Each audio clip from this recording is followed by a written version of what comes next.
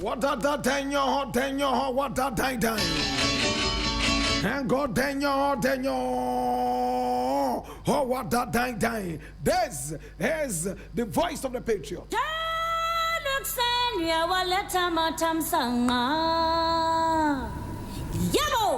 And here we don't criticize, but if we must, it would only be on one condition: to build and not to destroy. That is why we keep saying we are in the service of God and country. This is the voice of the Patriot.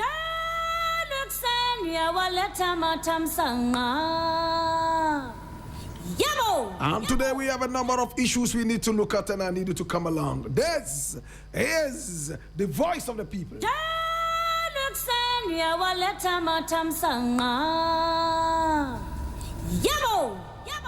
Now the very first story we are looking at today is most interesting. I need you to come along, my brother, my sister. I'm reading this from Ghana Web, and it says, very disappointing. Group accuses Ghana of engaging in PR to make South Africa look bad. And I read, Jacinta Ngobesi Zuma, the leader of the March and March movement, the South African group demanding that Ghanaians and other African nationals leave their country, has expressed her disappointment in the government of Ghana. Now, speaking in a video clip from a recent press conference in South Africa, Ngobesi Zuma accused the government of Ghana of blowing issues out of proportion to make her country look bad. She claimed that the government has been accusing members of a group of beating up Ghanaians living in South Africa, which is absolutely false. She said that the video clip, which showed a number of March and March Victoria, a member of March and March Victoria Africa, confronting a Ghanaian who was living in South Africa illegally, did not show any violence as claimed by the government. I think the Ghanaian government really overreacted. I think it's disappointing, man. I think we have a lot of respect for Ghana as a country and for the people of Ghana, and we still do. But for them to react in the way that they did is largely dishonest, because for them to claim that there were people who were beating up when they know there were no people beating up, and for the minister of police to even echo that is absolutely ridiculous. What we saw in that video was Victoria Africa talking to someone who had broken the laws of the country, coming in legally and staying illegally, which is something a lot of foreign nationals do. And instead of having them address that issue in a correct manner, to say, listen, we noted that there is a citizen of ours in the country who has broken the laws. These are our concerns, etc., etc. She added, they decided to do a whole PR exercise that would paint South Africa as xenophobic. Very disappointing.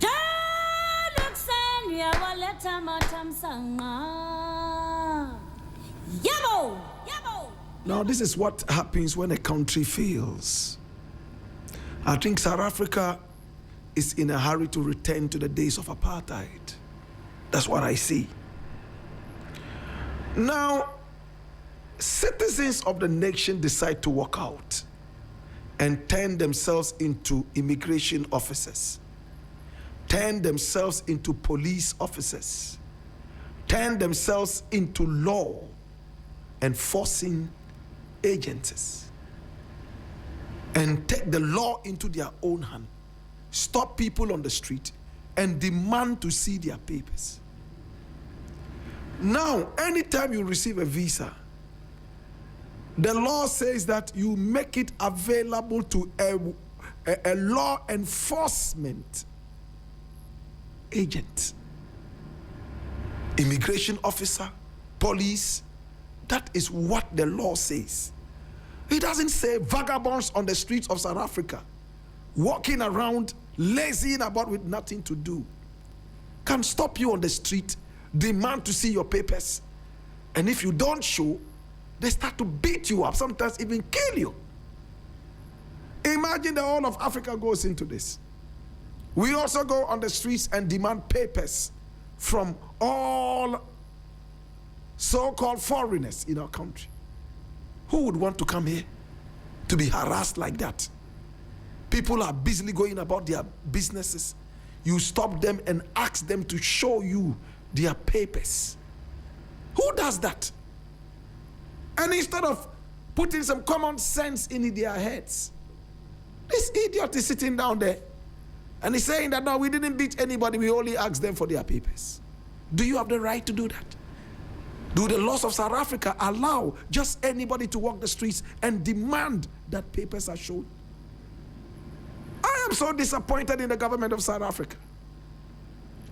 It looks like they are so much in a hurry to go back into the days of apartheid. They are ready to go back and sing those sorrowful songs again. Hikesekelele Africa. They want to sing those songs again. They want to be bundled up in the ghettos of Soweto again and denied humanity. This is what Black South Africa is looking for. Why is it that white people are not on the street demanding papers from black people in South Africa? They are not, because they are civilized.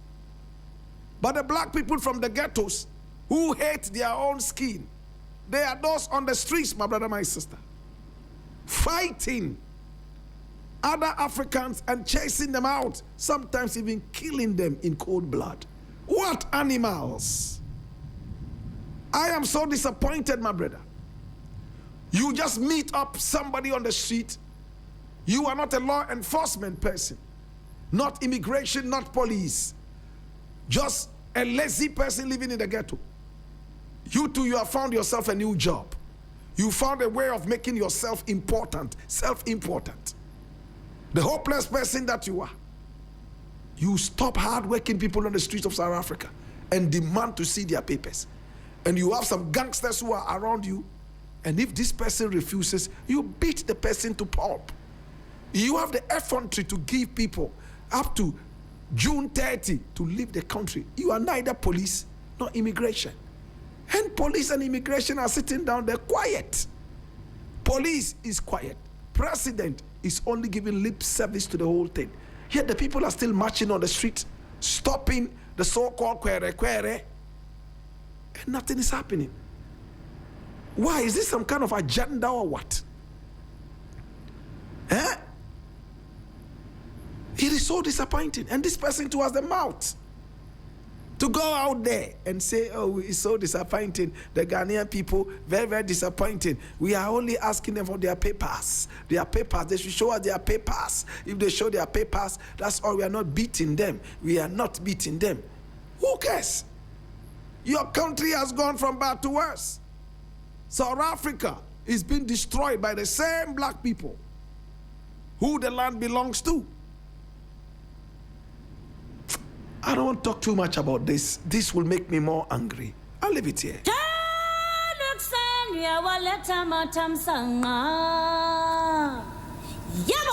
Now the next story I want to look at is taken from Ghana Web, and it says, go after galamsey financiers. AU envoys charge President Mahama. Now the African Union's Ghana's ambassadors have expressed grave fear that in the next 5 decades, water will become a luxury in Ghana, and Africa for that matter, if those bankrolling illegal mining are not chased and arrested by the state.